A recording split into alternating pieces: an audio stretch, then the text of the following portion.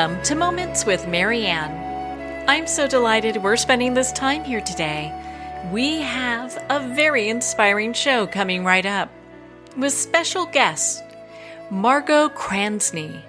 And she's here today to share with us her new book, What Would I Do Without You? A collection of short stories about friendship. Now, how important are the relationships you have with your friends? Today, Margo's here to share with us inspiration on the power of friendship. Now, Margo is a former actress who never let her lung complications prevent her from taking center stage. She's become a business trailblazer and the founder of the radio department at Doyle Dane Bernach Advertising, as well as founding her own public speaking coaching program, Speak Up. She subsequently authored the landmark public speaking book, Say It With Confidence. I'm so honored that we have Margo here with us today. She's such an inspiring lady. She spent most of 2020 in isolation due to being in the at-risk category for COVID. This year has reinforced her commitment to helping others, particularly older women, feel heard and also feel connected to one another through the power of relationships. So let's welcome to the show, Margo Krasne. Well, thank you for having me on. What an honor it is to have you here and to talk about your new book. I know you're such a great writer. I have to ask you, what inspired you to write this book now? It's interesting. First of all, friendships for me have been the mainstay of my life. And the thing is, as you age, and I have no problem letting your audience know that I am 83, but as you age, you lose friends. There is nothing you can do about it. You either lose them from illness, death, moving away, disagreements, and you realize at a certain point how precious the ones you have, especially the long-term ones that you've been able to maintain, are to you. And so I was at a particular place that I had broken up with a friendship, and I started looking at myself in one of those, what's wrong with you? How many people have you broken up with? You're a terrible person, all of that kind of thing. And it prompted one story, and which, by the way, is not in the book, because I went on to then write another and then another, and that one didn't hold up as well. So that basically was the impetus for putting all these stories together. So as you were pulling these stories together, were there some that just didn't quite make the cut? Because yes. These stories are great. Thank you. No, there's certainly some that did not make the cut. Some things I just had to get out of my system, and then you throw it away. Others just sounded a little repetitious. So those left. And so I just kept ones that had different qualities to them, so that there was a lot of variation on the theme. So I know right now a lot of people are feeling so isolated and silenced, and that's something that you really address. Why do you think it's more important to talk about that now than ever? Well, I would say in my case, I share too much. It was the bane of my mother's existence. I tend to share, and I just find I'm better if I do. I don't know if the person who's listening to me is always better, but I am. So I just think if you don't, you bottle it up, and it just doesn't do anyone good. And when you're isolated, if you don't reach out and you don't share, and Lord knows this last year has been, for me, isolation. I live alone. I have my whole life, but I've always been able to reach out. So if it weren't for Facebook, FaceTime, I don't know how I would have made it through this last year, because I'm just, that's been my way of communicating. But I just think keeping things inside and not reaching out and not finding out about someone else and not knowing that you are not alone is mandatory through life, but certainly through a pandemic. I think your stories really kind of bring people back to what relationships are all about and what it means to be in a friendship. And I really love how you brought these all together. What is one that really stands out in your mind? Well, as any mother would say, I do not play favorites. I know. $1 million question, right? I do not play favorites. But on the subject of what we were just talking about, the Starlight Starbright stands out simply because, number one, it came out of something very real that happened. A moment in time with a friend I was losing to ALS.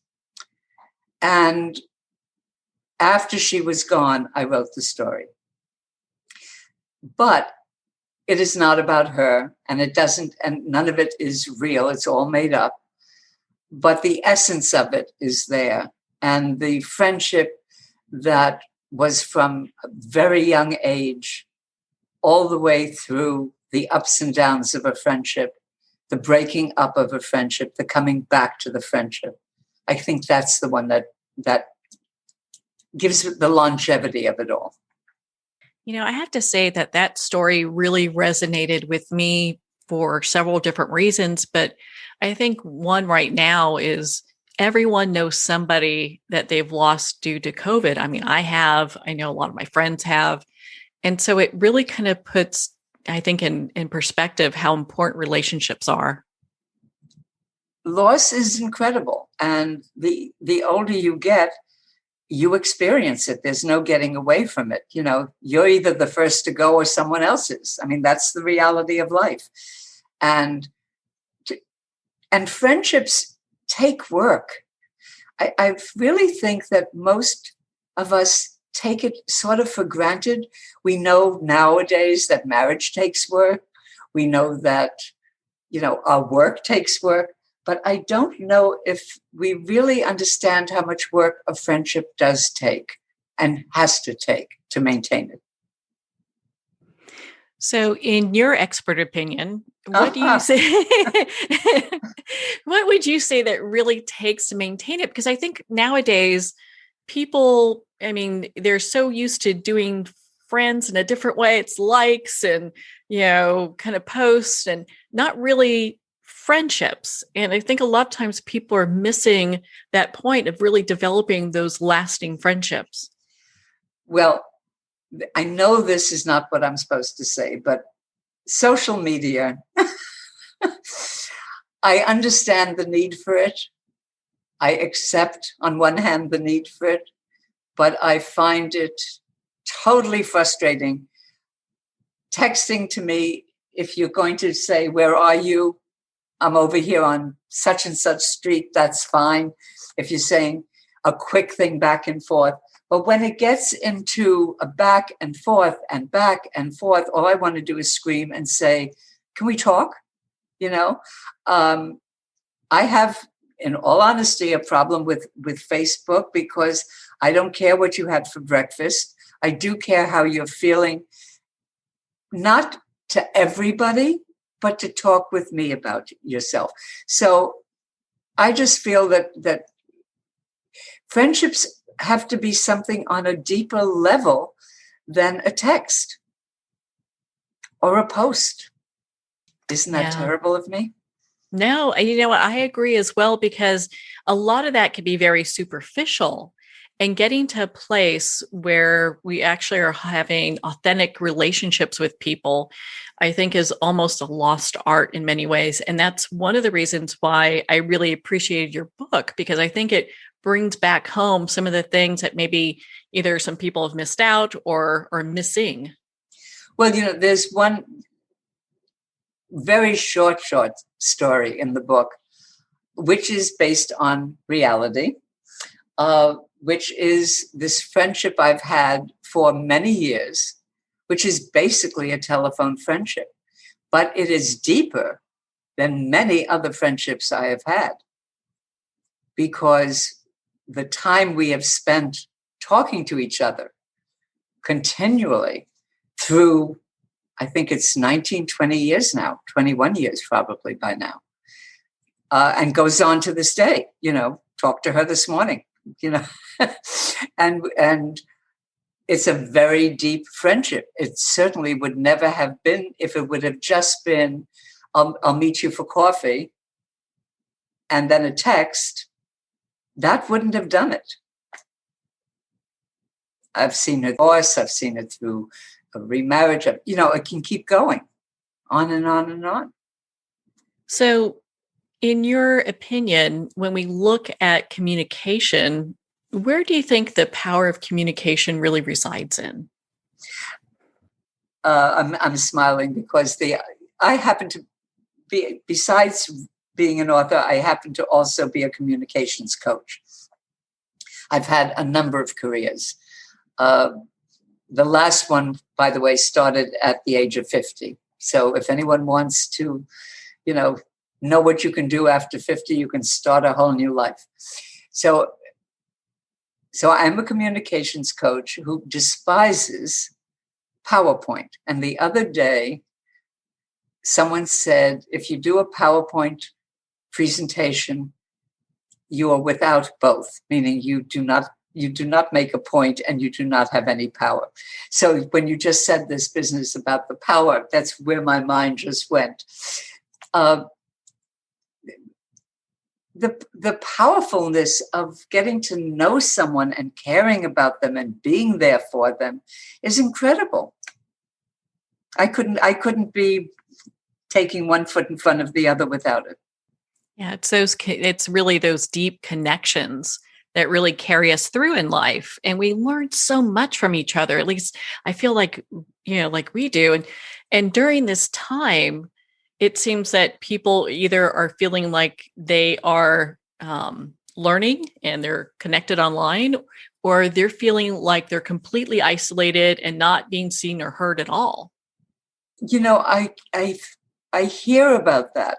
A friend of mine mentioned someone who is feeling that. I haven't experienced it because I am so used to reaching out. As a single woman, you find that if you don't reach out to other people who might be married, who might be in relationships, they are not going to be in need of you as much as you are in need of them. And so all my life I have known that if I wanted to have a friend, if I wanted to have a client, if I wanted to do anything, I had to be the one to reach out. And I couldn't wait for the phone to ring because there's no way it can. So it takes a lot of effort and you get a lot of rejections, but there's no other choice you have but to force yourself. I mean, I'll give you a description. There's a certain person I know that every time I call, she's busy. And I have kept calling. And eventually we get together and have a fun time. I don't call that regularly after the first, I'm busy. But you've got to do that. You have no choice if you don't want to be isolated. You have to find someone to reach out to. There's ways to volunteer that you can even do that at home. So totally. And I think a lot of people don't even think about that. I'm doing it right now. I'm working pro bono for an organization, and I'm doing it all via Zoom. So it's there. I have another friend who she's part of an organization since they can't get together anymore. They're doing all sorts of things like they're each baking something together over Zoom. During the first months of the pandemic, I was cooking my dinner while friends were cooking theirs. Or I was sitting by my desk watching them do other things. And it just felt like you were spending an afternoon together. So there are ways of doing it. It's just that you can't wait for someone else to instigate it if you are feeling lonely. You just can't. Yeah. Well, someone has to take the first step and move forward. And I mean, I know you also talk about like the psychological and emotional importance of keeping friends during this time. I'd love for you to share your thoughts about that with our listeners. Okay.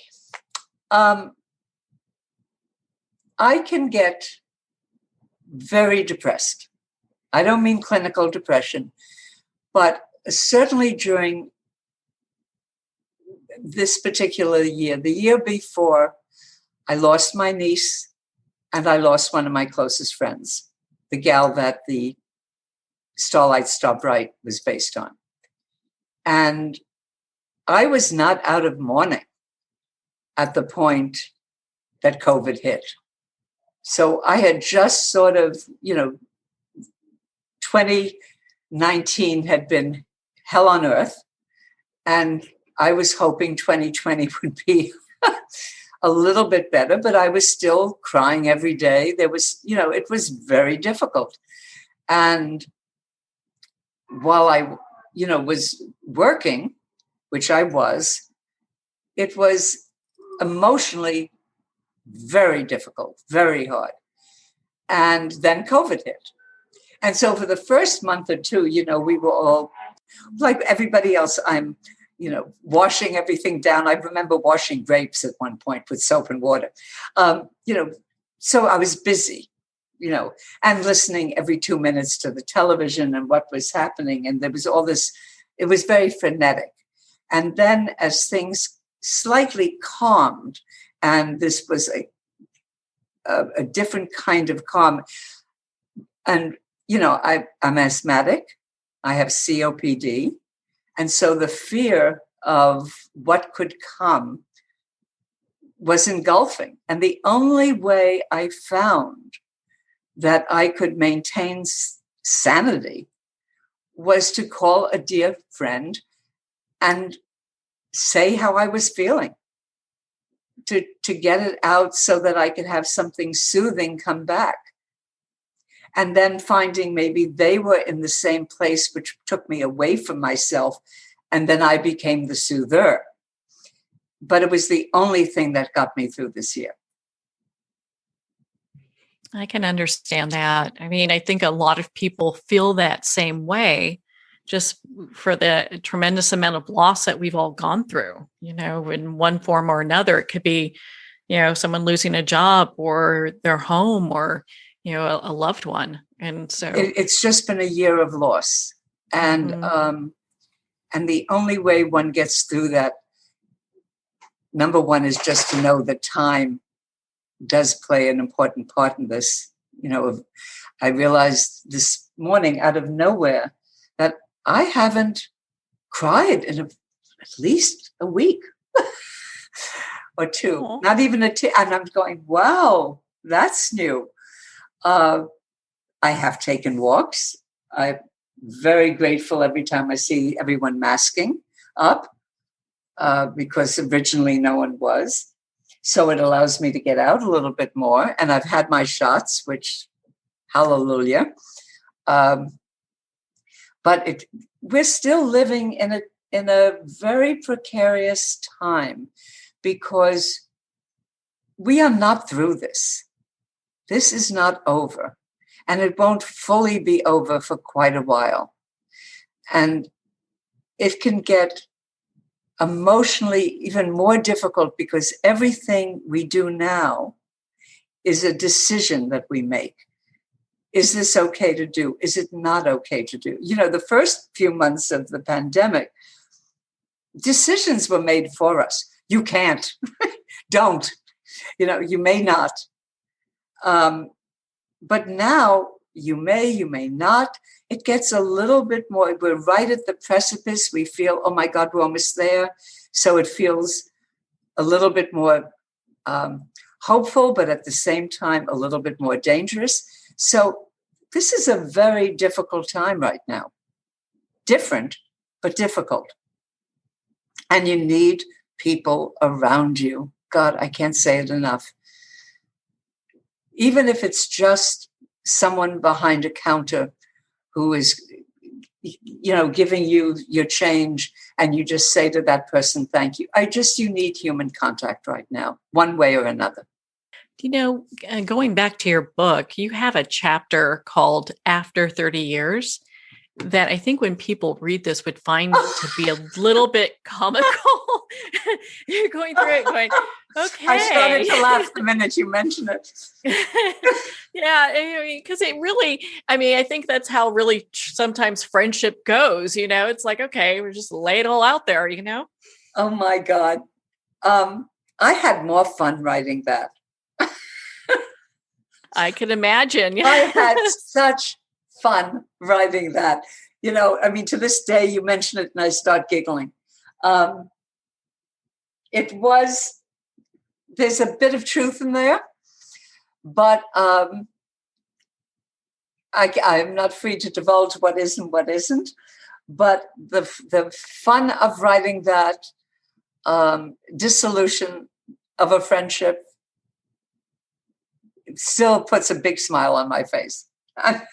I'm grinning right now at the mention of that one.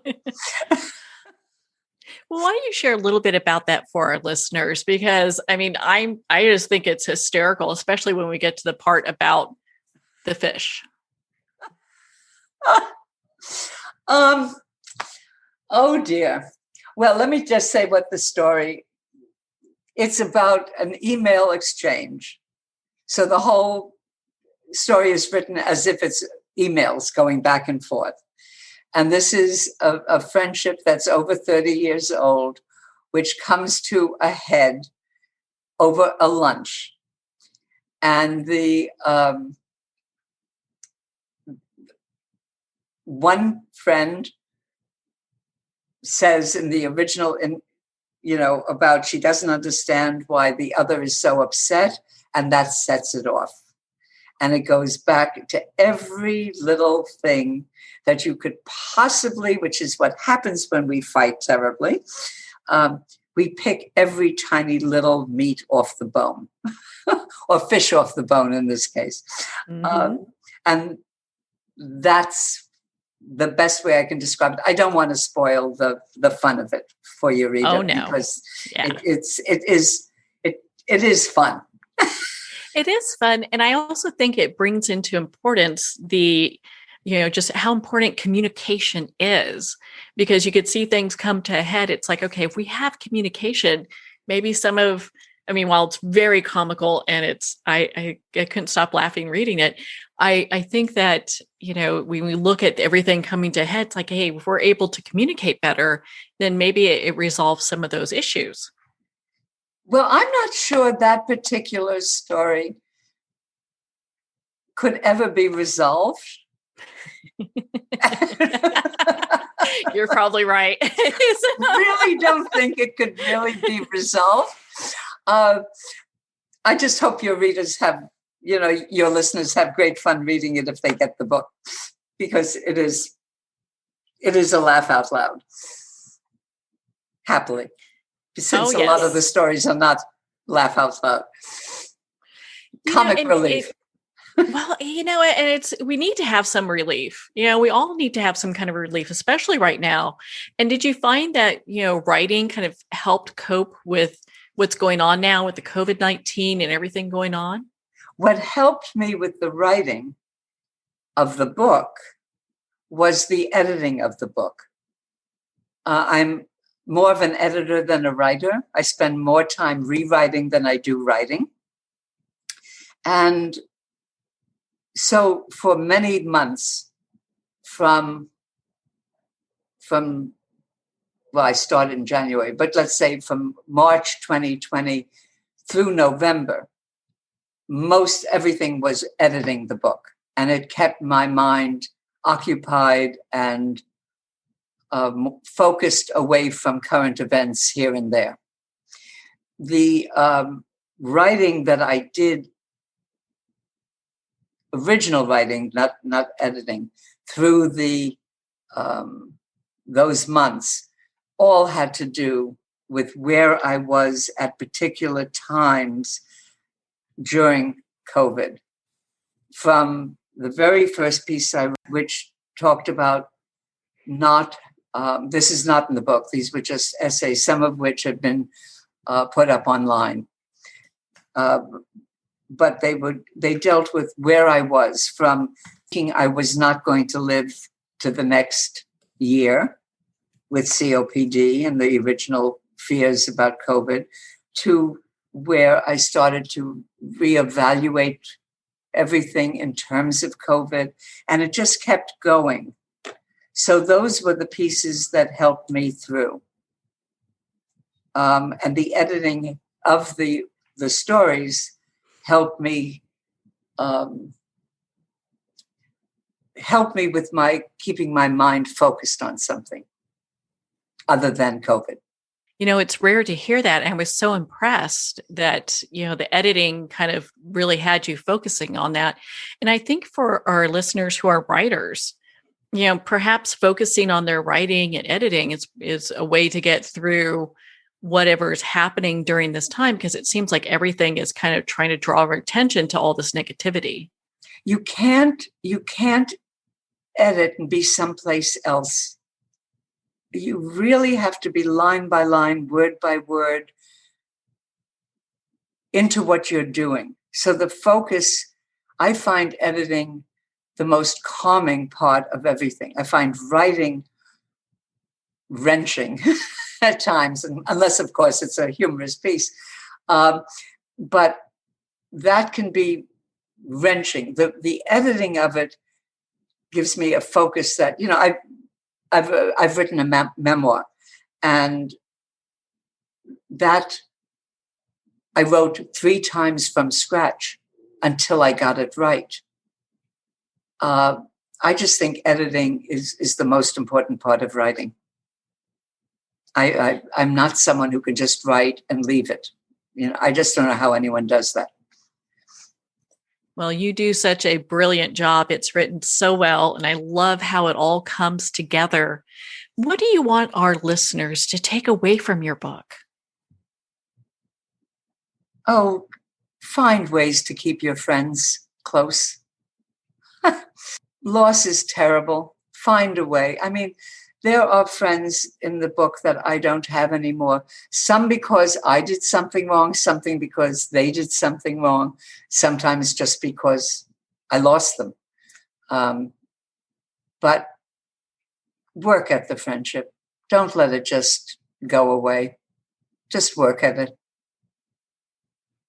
Friendship is work. You can't just let it sit there and expect for it to continue to grow like any, if we have a garden, we have to water it and tend it. And you also have to go back. In the first story, which is of a friendship that ends, a very short story, there were a number of attempts to keep it going. And then, yes, there is a point where you have to let it go. But you don't let it go until you've really tried and tried and tried to keep it. Well, I think that's a good way to live life and to look at how to approach friendship. Your book was just fabulous. I absolutely love What Would I Do Without You? Where can our listeners connect with you and be part of your community and learn more about your other books as well? Well, I am redoing the website. I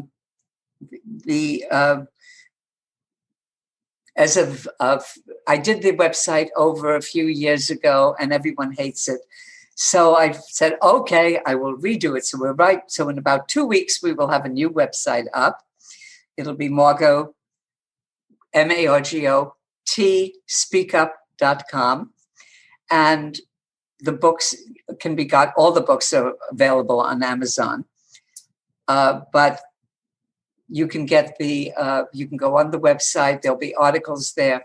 And we are going to put up a link so that there can be communication back and forth, which is not on the old website, or soon to be old website. But the books are all on Amazon, and it's under Margo T, speakup.com. And the last name is Krasne, Krasne. And I'd love to hear from you.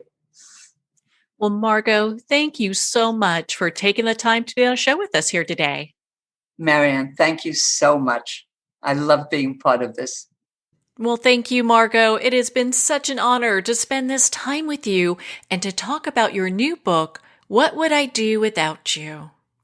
What Would I Do Without You is available at Amazon, Barnes & Noble, and all indie retailers. And if you don't see it on the shelf, ask for them to order it. And of course, it's available on Kindle. Again, if you'd like to connect with Margo, you can at margotspeaksup.com for more information. Well, we're at the end of our time today. I would like to thank everyone for tuning in. You're listening to Moments with Marianne. And remember, make every moment count.